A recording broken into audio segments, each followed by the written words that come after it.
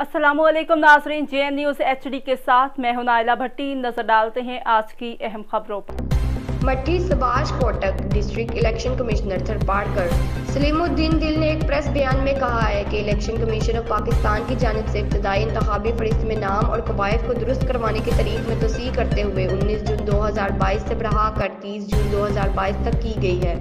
उन्होंने इस प्रेस बयान के जरिए थरपारकर की आवाम से अपील करते हुए कहा है कि वो इलेक्शन कमीशन ऑफिस थरपारकर की जानिब से जिला थरपारकर में 130 डिस्प्ले सेंटर जाकर अपने और अपने अहले खाना इंतखाबी फरिश्त में अपने और अपने अहले खाना के नाम का इंदराज और कवायद की दुरुस्तगी करवाए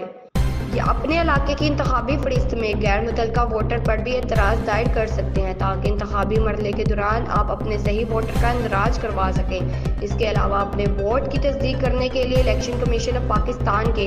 8300 पर अपना कौमी शनाख्ती कार्ड नंबर SMS करें।